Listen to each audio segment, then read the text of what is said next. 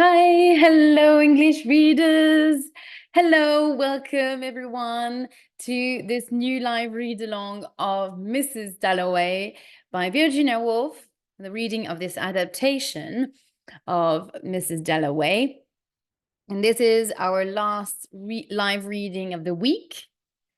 I'm Lydie Bureau and I'm an English teacher in France. I'm also the founder of Lydie's Book Club, in which I host live readings like this one of adaptations of classic of English literature, but also contemporary novels of English literature.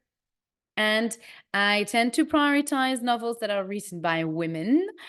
And once a week with the members of my book club, we meet online to discuss the books read over the week. We discuss the chapters read over the week. I think I said the books. Sorry, the chapters or the parts of the book that we read over the week. Like Mrs. Dalloway, this is a book that is not divided in chapters, but in different parts because it is it's a very specific writing. So over the live meeting, we discuss the chapters or the parts of the book that we are currently reading, and also about English learning and books in general, basically. So we are going to read today section 10 of the book, and that means that it's page 65 to 71. And if you want to know more about Mrs. Dalloway and its author, Virginia Woolf, I want to invite you to listen to my podcast episode number 17 called An Introduction to Virginia Woolf and Mrs. Dalloway. This is that can be a good way for you to get started with this novel and get into Virginia Woolf's world and get to know a bit more her work and the context of this novel. So you can watch it now either in Spotify or on YouTube. It's available for you to watch. So if you're discovering this video and you are just learning about Virginia Woolf, or you heard her name because she's quite well known in English literature, and also as a feminist figure of the 20th century, but you've never read any of her work, or you would like to start reading Virginia Woolf, then this podcast might be a good way for you to get a quick introduction to her work, and more specifically about this novel. So now, without further ado, we are going to get started. Hi. We are going to, first of all, I'm going to do a quick recap of section 9, which was the part that we read yesterday. It was a very short section that mainly focused on Lady Bruton, which is a very wealthy woman and a good relation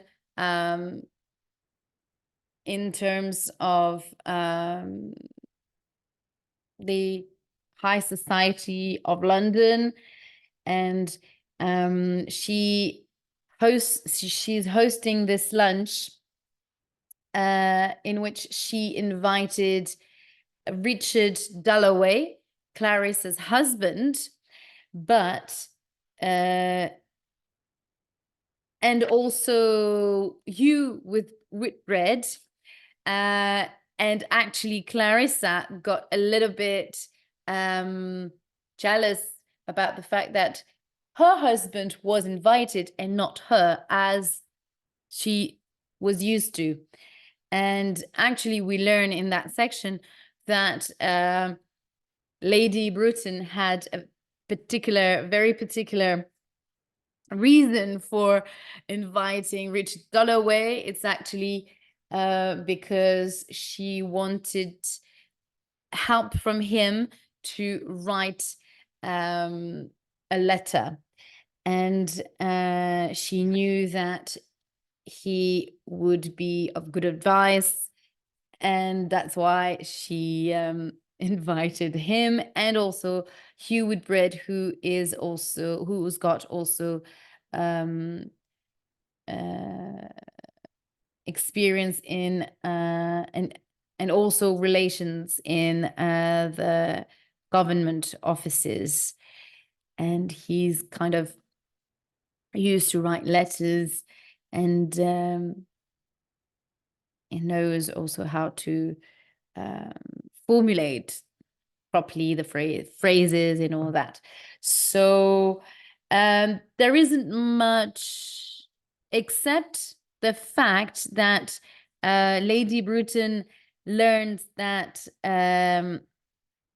that Peter Walsh, their old friend, is back to London, and she reminds her guests, Richard Dalloway and Peter Walsh, that Hugh Whitbread, that he was in love with Clarissa, and that triggered a little something to Richard Dalloway, and he suddenly realized that he had to maybe do some sort of gesture to remind her that he loved her. When he would go back home, he must tell her that he loved her. So that was actually that was probably the reaction intended by Lady Bruton in saying that and insisting on the fact that he loved her, because I think it's repeated twice. No, she insisted on mentioning that. So yeah. Hi Kitty, hi Tian, welcome to the live. I hope you had a nice day and that you're ready for this little reading session. I hope that you had a nice week as well. Very sunny out there today. So shall we start? Section 10. So I just did a little recap of section 9, the section that we read yesterday. It was very short. Kitty says that, thank you, I'm ready for the reading session. Just to remind you guys, if you're watching this on replay on YouTube, if you want to attend the live session, please join my live on Instagram, because the lives are only on Instagram. So make sure you follow me on Instagram, and you will be able to have access to the live and be part of the live reading and comment as well. Okay, if you're able to, of course. You've got all the details, all the timings and stuff on in the description of the video. So please join if you want to be part of the live reading. Okay, let's go. Touching his hat politely, Richard Dalloway parted from Hugh at the street corner. Really, an hour in the man's company was all he could bear, and he was, after all, impatient to go straight to Clarissa. But he should arrive holding something. Flowers. Here again, the element of flowers is very present as well in the novel. Remember Clarissa? The first scene of the book is Clarissa going to the flower shop to get the flowers that she ordered for her dinner party happening in the evening. And here again, Richard Dalloway is thinking about buying flowers for her once he gets home. Yes, since he had no skill at choosing presents. Yes, an armful of flowers to tell her he loved her. For they never spoke of that feeling and hadn't for years. The time comes when one is too shy to say it, he thought, setting off to Westminster with his great bunch of red and white roses close to his chest. He would say it at once, holding out his flowers. I love you. Why not? When he thought of the war and the many thousands of poor men who had died, really, it was wonderful to be walking across London to tell Clarissa that he loved her. You see, it's interesting how at the same time he's thinking about how he's going to present the flowers to her and how he's going to offer her the flowers. And at the same time, thinking about the war. You see those two completely not opposite, but so different worlds, you see, of like conflicting in his or just happening in his brain, all those thoughts, you see. I mean, when one could say that love and a war can be opposite in a way. So, sort of metaphor, or I don't know, it's a parallel that it's very interesting.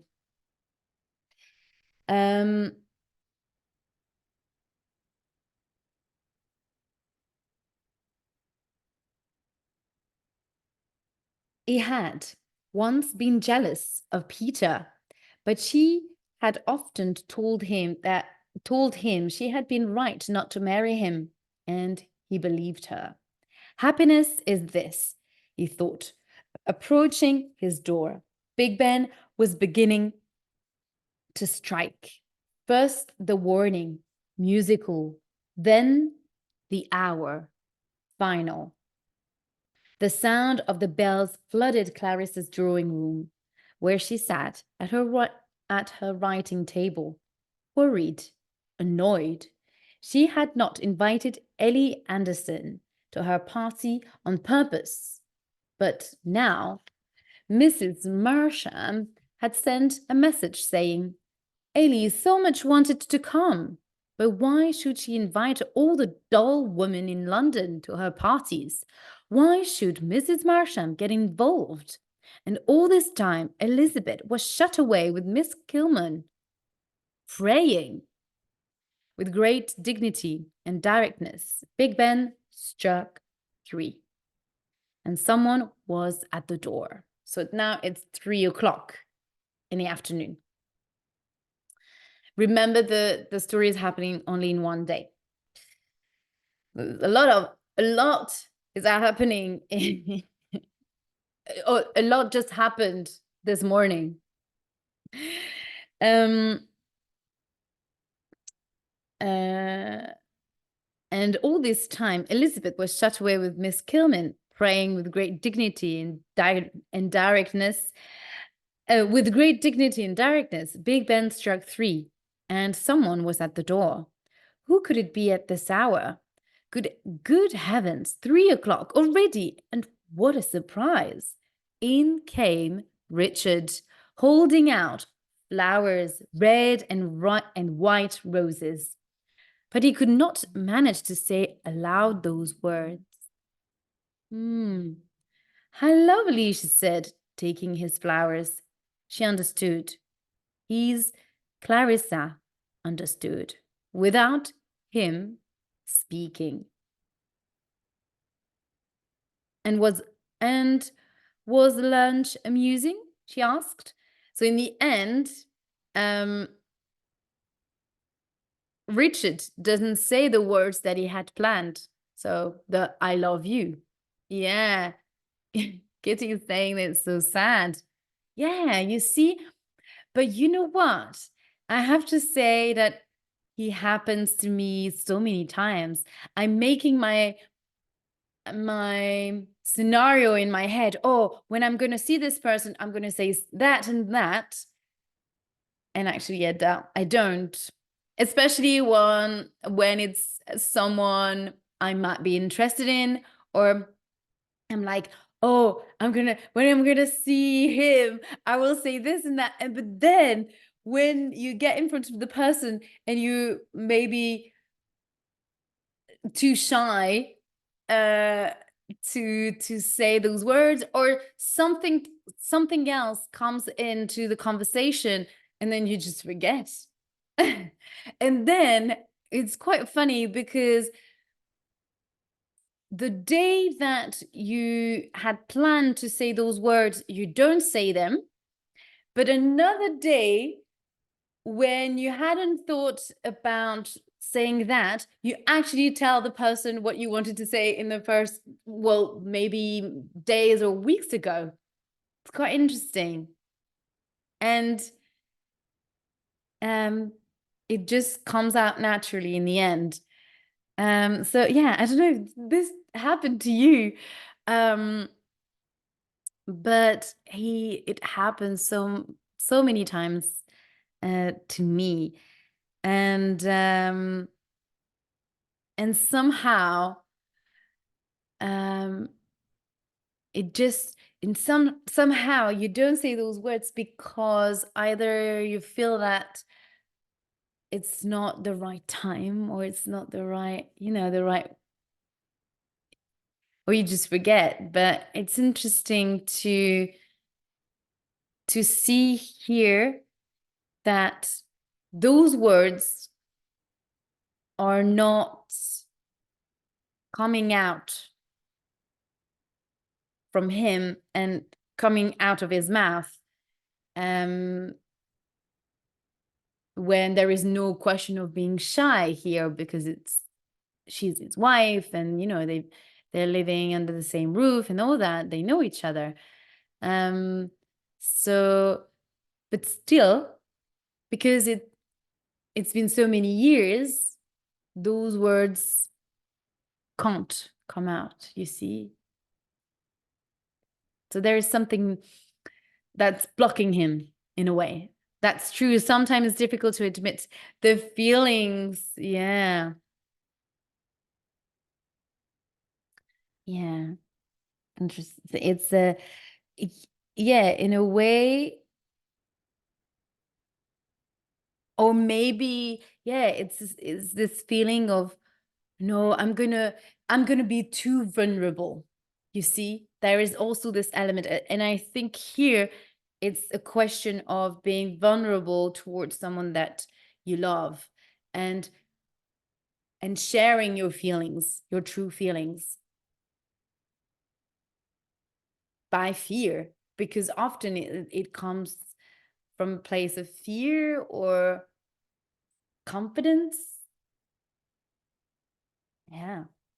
Because in a way, we realize that he's been quite jealous of Peter Walsh as well. So it's quite interesting. Anyway, let's carry on. How lovely, she said, taking his flowers. She understood. And it feels like he's is hiding behind the fact that for him, she understood that the flowers, the gesture of him buying her flowers, was to say, I love you. But it doesn't really say those words. But to him, it's enough. You see? Oh, right. Well, she's happy. Well, then, there is no need to say I love you then. You see? It's a little bit of that. Yeah. Anyway. Okay.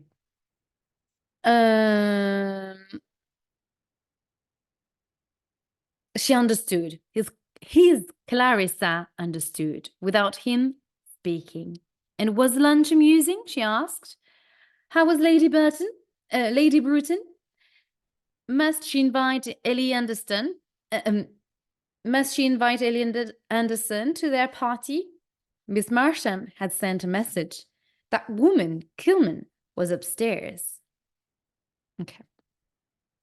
But let us sit down for 5 minutes, said Richard. Peter Walsh was back. He had visited and she had been mending her dress. He was remembering Burton, and I thought how I might have married him, she said, thinking of Peter playing with his knife. He's just as he always was, you know. They were talking about him at lunch, said Richard, but he could not tell her that he loved her. He held her hand. Happiness is this, he thought. Hugh was also at lunch, and they had been writing a letter to the Times for Lady Bruton. That was all Hugh was good for. She had seen him earlier too. Oh, that's Clarissa thought. Oh, she had seen him earlier too. And our dear Miss Gilman? He asked. She came just after lunch and is shut away with Elizabeth, she said. I suppose they're praying. Good heavens, you didn't like it, but these things pass if you let them. She was in a raincoat and had an umbrella, said Clarissa. He had not said, I love you, but he held her hand. Okay. Happiness is this, he thought, one more time, saying happiness is this. So there is no need to add any more. Happiness is here being present, holding your hand. That shows enough love and care. And what about Ellie Anderson? Why should Mrs. Marsham tell Clarissa who to invite? Poor Ellie, said Richard. And if Clarissa worries about this party, he would not let her give them. But he must go. He stood for a moment as he were about to say something, and she wondered what. There is a dignity in people, Clarissa thought, in their independence that one must accept. It was something one should not take from one's husband or part with himself. Richard went out and returned with a pillow and a blanket. An hour's complete rest after lunch, he said, and left. How like him. He would go on saying, an hour's complete rest after lunch. An hour's complete rest after lunch to the end of time, because a doctor had ordered it after her influenza. And since he had brought a pillow, she would lie down. But why did she suddenly feel so unhappy? She searched here and there. No, it was not about Elizabeth and Miss Gilman. It was something Peter had said, and Richard had added too. Her parties. That was it. Both of them criticized her very unfairly for her parties. Peter thought she was a snob and liked having famous people around her. Richard just thought she was silly to make herself tired when it was bad for her heart. And they were both quite wrong. What she liked was simply life. That's what I do it for, she said, speaking aloud to life. But suppose Peter said to her, but what's the point of your parties? All she could say, well, she's making a whole dialogue with herself and what could have said Peter. Well, that's quite interesting. But what's the point of your parties? All she could say was that they were an offering as important to her as love was to him. She wanted to bring people together, to combine, to create. It was her gift. She had nothing else of the slightest importance to give. It was enough that one day followed another, that one woke in the morning, saw the sky, walked in the park, met you with bread. Then suddenly there was Peter, and then Richard's roses. That was enough. After that, how unbelievable death was. And no one in the whole world would know how she had loved it all. How every moment. The door opened. Elizabeth came in very quietly, knowing that her mother was resting. She was dark-haired, with dark eyes in a pale, gentle face. As a child, she had laughed, but now, at 17, she had become very serious. And Clarissa could not understand why. Elizabeth stood quite still and looked at her mother. And there was Miss Kilman outside the door, in her raincoat, listening to everything they said. Yes, Miss Kilman was in a raincoat, and she had her reasons. First, it was cheap. Second, she was over 40 and did not dress to please. If she had not been so poor, she would not be taking jobs from rich people like the Dalloways. To be fair, Mr. Dalloway had been kind, but Mrs. Dalloway had not. Miss Kilman believed she had a perfect right to anything that the Dalloways did for her. So now we jumped from Clarissa's thoughts to Miss Kilman. She had been robbed of happiness, for surely a girl has a right to some kind of happiness. And she had never been happy, being so awkward, so plain, and so poor. And then, just as she had a chance to do well as a teacher at Miss Dolby's school, the war came. She had never been able to tell lies. It was true that her family was originally German, and their name was once spelled Kilman. But her brother had been killed. Miss Dolby asked her to leave because Miss Kilman would not pretend that all Germans were evil. She had German friends. The only happy days of her life had been spent in Germany. She had to take any small job she could. Then Mr. Dalloway had generously allowed her to teach his daughter history. She stood on the soft carpet outside the door. Instead of lying on the sofa, Mrs. Dalloway should have been in a factory or in a shop. But since God had come to Miss Kilman 2 years and 3 months ago, she pitied women like Clarissa Dalloway from the bottom of her heart, bitter and burning. She had gone into a church 2 years and 3 months ago. She had listened to the word of God. She had heard the boys singing. Tears had run down her face. Now, when the hot and painful feelings boiled within her, this hatred of Mrs. Dalloway, this anger with the world, she thought of God and became calm. She looked coolly at Mrs. Dalloway. who came out with her daughter. Elizabeth said she had forgotten her gloves and ran upstairs to find them because Miss Kilman and her mother hated each other. She could not bear to see them together, but Miss Kilman did not hate Mrs. Dalloway. She felt pity. Fool, she thought. You have known neither sadness nor pleasure. You have wasted your life. A wish rose in Miss Kilman to bring her down to her knees, to ruin her. Miss Kilman is taking her revenge on life against Mrs. Dalloway. Clarissa was shocked. How could this woman, a woman who believed in God, have taken her daughter from her? How could this ugly woman, without any kindness, know the meaning of life?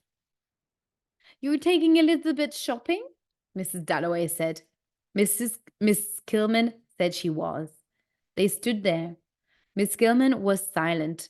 She had always earned her living. Out of her small income, she gave money to the charities she supported, while this woman did nothing, believed nothing. But here was Elizabeth, a little out of breath, the beautiful girl. So they were going shopping, Clarissa thought. It was odd how, second by second, the monster simply became Miss Kilman in a raincoat, whom heaven knows Clarissa would have liked to help. Saying goodbye, Clarissa laughed. They went downstairs together, Miss Kilman and Elizabeth. Then suddenly Clarissa cried out violently from the top of the stairs, for this woman was taking her daughter from her. "Remember our party tonight!" And remember how she did the same with Peter Walsh, shouting in the as they were coming out of the house, "Remember my party!" And it echoed in the staircase. But Elizabeth had already opened the front door, and there was a van passing, and she did not answer. Clarissa went back into the drawing room. Had she ever tried to change anyone? Didn't she simply wish everybody to be themselves? And out of the window, she watched the old lady opposite climbing upstairs, and as she had seen her many times before. Let her climb upstairs if she wanted to. Let her stop, go into her bedroom, stand at the window and disappear back into the room. There was a dignity about it, something private and solemn to be admired. An old woman looking out of the window, quite unaware that she was being watched. It was a sight that made Clarissa want to cry. The mystery of life was simply this, thought Clarissa. Here was one room, there was another, but the hateful Miss Kilman would destroy it, this freedom, this right to be oneself. Big Ben struck the half hour. How extraordinary it was to see the old lady. They had been neighbors for so many years. Move away, the old lady, move away from the window as if she were forced to move by that solemn sound. But where to? The bright little bells of the other clock sounded, the clock which always struck 2 minutes after Big Ben. And with them, the thought of all sorts of little things came flooding in. Mrs. Marsham, Ellie Anderson, glasses. And that's the end of this section. It's quite interesting here I have a feeling that Clarissa is actually jealous of Miss Kilman's freedom.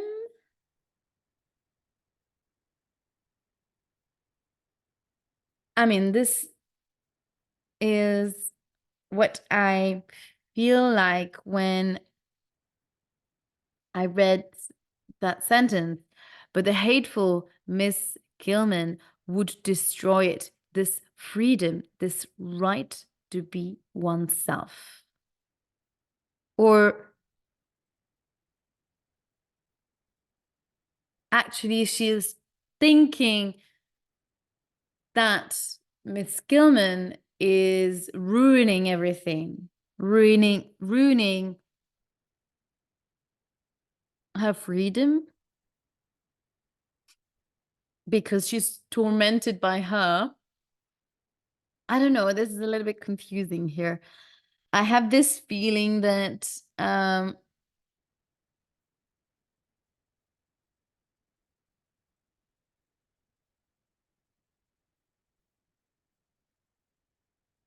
yeah, actually, yeah. Um, I misunderstood here. I think, yeah, she hates Miss Kilman because actually she is not jealous of her, but she doesn't like her because she is ruining, she's actually preventing her from being free. I guess that's more like it, I guess.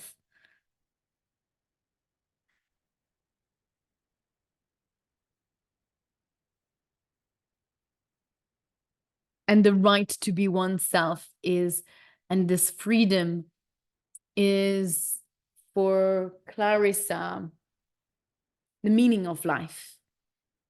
But here it says the mystery of life.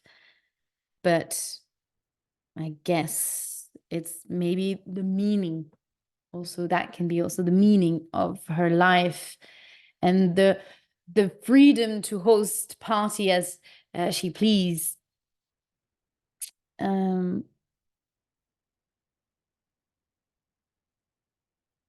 But she's tormented by Miss Kilman. So Kitty is saying she's sad of the fact that, yeah, she's sad that in another life she would like Miss Kilman. Also, yes, that's also a possibility. Yeah. True, that's what she said actually in the first chapter or the second, oh, not chapter, but at the beginning of the book, where she said that yeah, there is maybe, yeah, there is a little bit of jealousy, yeah, as well. Jealousy because Miss Kilman has this close relationship with her daughter. Yes, definitely. And yeah, and the fact that her daughter confides in Miss Gilman and not to her. And also she doesn't know where they're she doesn't know really where they're going. That because they're saying, oh, you go shopping, but they don't really answer. They were going shopping, Clarissa thought, but she doesn't know really. They're just going out. Are you? Yes, that's right. You're taking Elizabeth shopping. Yes, and said she was. She knows. Okay, so they're going shopping. So it's the kind of thing that you would do with your mother, and not with your tutor. So there is a lot of things that they share, not just being in the bedroom and praying, but also that intimacy of going shopping, this little mother-daughter moment that we would do, that usually happens, and not with the tutor. And Miss Kilman, she knows so much. Yeah, she knows, it's true, so much about life as well. Yeah, she's got a lot of knowledge as well. True. She's an educated woman. Yeah.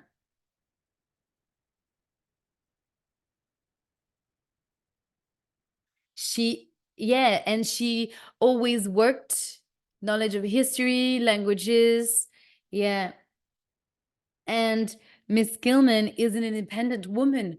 She always worked to make her a living. So she doesn't depend on a man to earn her own money.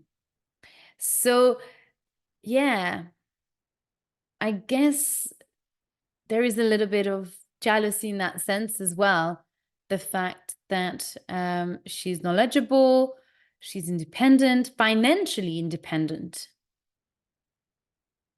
And it's interesting to see that also how Miss Kilman views Mrs. Dalloway and how she pitied her, and that she's working for her out of pity more than for really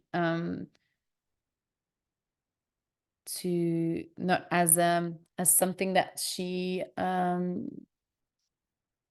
really enjoys, or that she did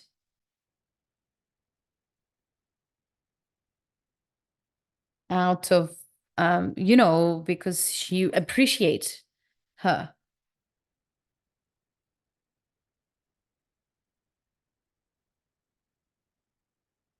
Mm.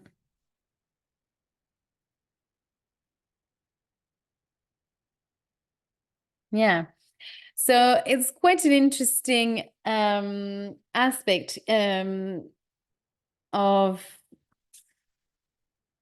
the relationship between Miss Kilman and Mrs. Dalloway, to see to know more about Miss Kilman, first of all, and how she's how she views Mrs. Dalloway.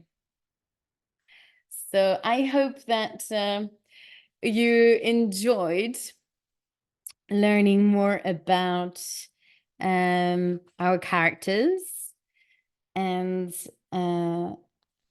Miss Kilman as well.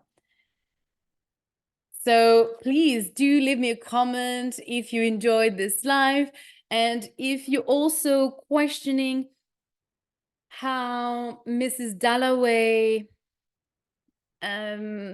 feels about Miss Gilman, and if you feel the same as me and Kitty, if she's jealous about the Miss Kilman's independence, and or if you have other ideas. That was very interesting today. Yes, it was. Yeah. I love that that's why I love literature, because especially those characters, like when you question yourself about the relationship between the characters, and you kind of try to understand what Virginia Woolf is trying to, what kind of message she's trying to give between the relationship between a relationship between two characters, in the relationship of two characters. And it's so interesting to see these two type of women, one upper class, or yeah, not maybe upper class, but middle class society, and the other who is more of a working class, even though she she was educated and she had I can't remember the job she had, but definitely not on the same rank of society. But in a way, you see how one envy the other and envy the relationship that she is building with her own daughter, and also how she navigates her life. Yeah, Kitty is saying this is really nice to think about in detail and not just read through.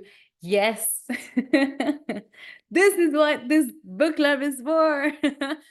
Yeah, and I like the fact that we take the time to reflect on the characters, but also what does it say to our society, to the society of the time, but also how we can relate to those characters. Am I more a Clarissa, or am I more, you know, like when we read Little Women? I don't know if you had the chance to watch those video of the live reading of Little Women.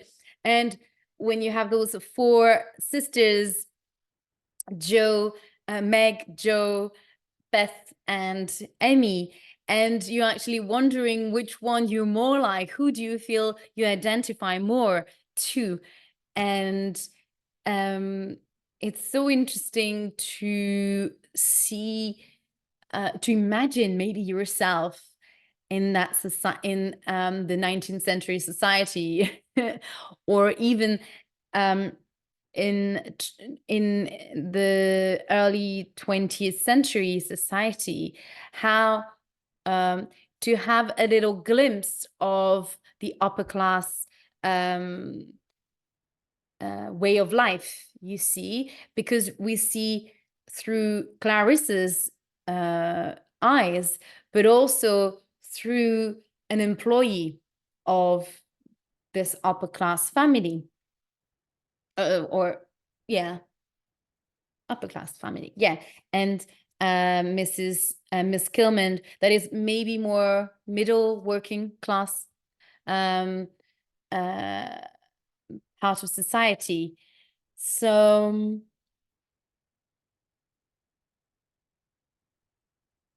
it's interesting to see kind of both sides. Yeah. So I'm going to leave you to these thoughts and reflect and keep reflecting on it. And Katie, we'll see you tomorrow morning to further discuss the chapters, the sections that we have read this week, and more, because we always end up talking about further. And see you tomorrow, definitely. And you guys, I hope you enjoyed this live reading. Make sure you subscribe to the book club and be part of this literary journey and reflection also, as you just experienced in this video, how interesting it is to reflect on the characters and how much it says about the society at the time, and how you also interpret the relationship of the characters, and how you can imagine also, and how you see their relationship, and how you imagine their life as well. So I wish you a beautiful end of the day, and I will see you on Monday to continue this reading. And I will be reading on Monday section 11, same time, same place. So if you want, make sure to follow me on Instagram to attend the live sessions. And if you're not able to attend the live, then you can always watch the replay here on YouTube. But it's definitely worth trying to attend the live session, especially that it's every day at the same time, except on Wednesdays, which is at 2 p.m. Yeah. So Monday, 6:30 CET on Instagram, I'll be live, and I'll see you. I wish you a beautiful weekend as well, and I'll see you on Monday. Bye.